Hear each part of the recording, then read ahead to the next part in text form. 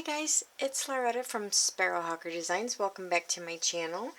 So today I have an entry from somebody in Australia. There was no name on the envelope, so I don't know who it's from. But I do know it's from Australia because of the stamp.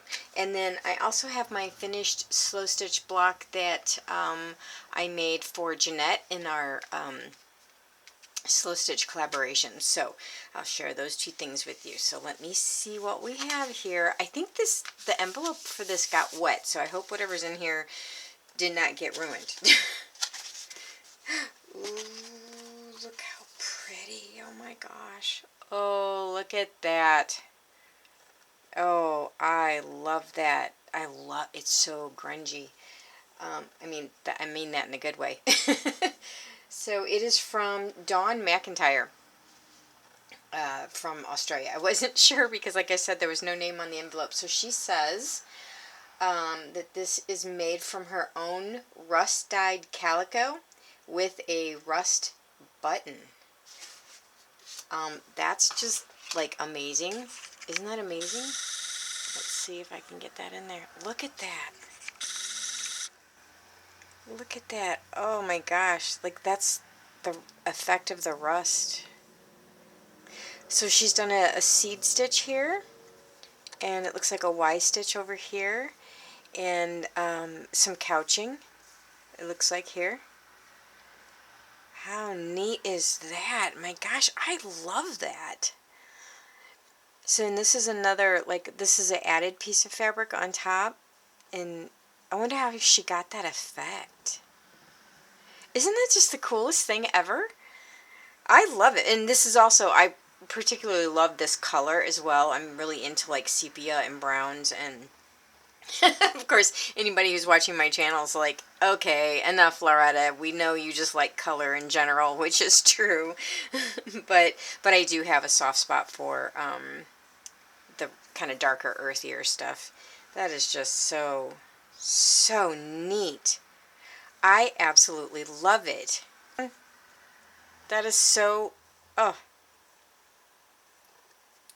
I'm just taking it in. I just think that's just so neat.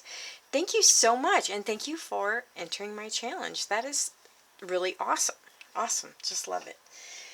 Okay, now for the block that I have finished for, this is the slow stitch collaboration that I'm doing with 6 other YouTubers. So this is for Jeanette at Mi Cottage Crafts, and she had asked for grays and antique whites and that type of thing. She had also asked for the same colors that Anne Brooke had asked for, and so both of these blocks have been kind of a challenge for me because this is not my normal color scheme that I play in. And I think Jeanette's black didn't turn out as much gray as Anne's did. It's a little more taupey. I tried. I really did. But anyway. Okay, so I will just go through the whole block with you, and then I'll zoom in and you can see a little more up close. So in the center I did one of my fans, and this little kind of netted trim around here is from an old dress from like the 1920s. And then I did a yo-yo here, and I put a Swarovski crystal right in the middle. And then the scissors, all of the blocks have had scissors on them. And then this is a butterfly off of some really cool butterfly fabric that I found over the last week, I guess, or week before last. And so I'm giving her a bigger piece of it. It has all kinds of different butterflies on it, but it's all in kind of the gray and white hues. So hopefully she'll be able to find another use for it. And I just did some seed beads around it, and I also did a metallic thread to kind of outline it, which you'll be able to see when I zoom in. There's a borrow stitch, and over here is a chevron, and this is just a straight stitch with the little weaving that I did on it. And then over here is what is that called? On the bias, you know, the thing that stamps what kind of fabric you're buying. Anyway, this came off of, I don't know if this came from this fabric or if it came from a different fabric, but I really liked it because it says Parson Gray on it. And I just thought that was kind of neat since the whole thing is kind of gray. And anyway, I just thought it was kind of cool. And I did some French knots on it, and I did a little burrow stitch all the way down in like a white metallic thread. Over here is a feather stitch. There's more stitching in here, and then this is a piece of fabric. It comes from a bigger piece. It's like this, and then the middle is like a big floral, and then this repeats, and so I just cut this edge off and put this in here. I just love it. I think it's so pretty. And I did some stitching all along in here. I kind of mimicked the pattern of the, you know, of the fabric, and then I also did some seed beads, and there's kind of X's here, and here I did a herringbone stitch along here.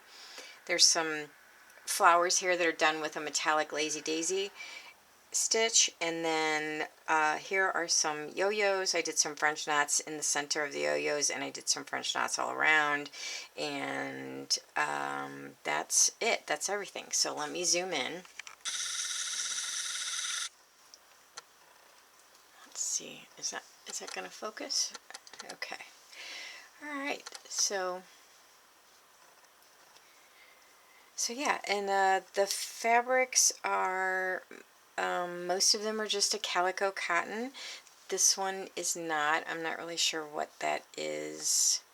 But anyway, and then this came off of, this is from a sample, fabric sample that I put on there. This, the lace kind of got lost in the piece. This is just one big piece of lace that I have the fan laying on, but you can't really see it because I've stitched on it so much. But I like that, though. I mean, it just adds to the texture and adds to the depth, I guess, of it. Oh, and I tied this little thing here.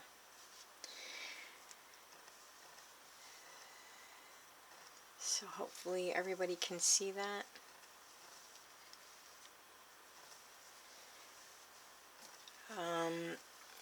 I will wait to put photos of this up on Instagram once she actually has it.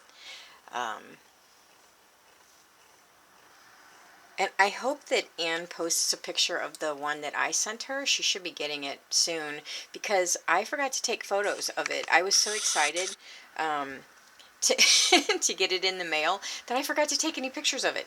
So I have no pictures of the block that I sent to Anne. So anyway, I don't know if you can see that, but I just did a stitch all in there.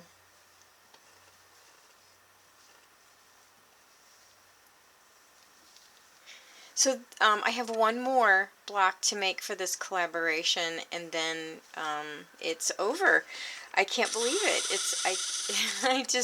So I have Sarah's left to make, Roxy Creations by Sarah, and she requested the same color scheme I did, which is garden themes of green and pink and purple and yellow and that kind of thing. So that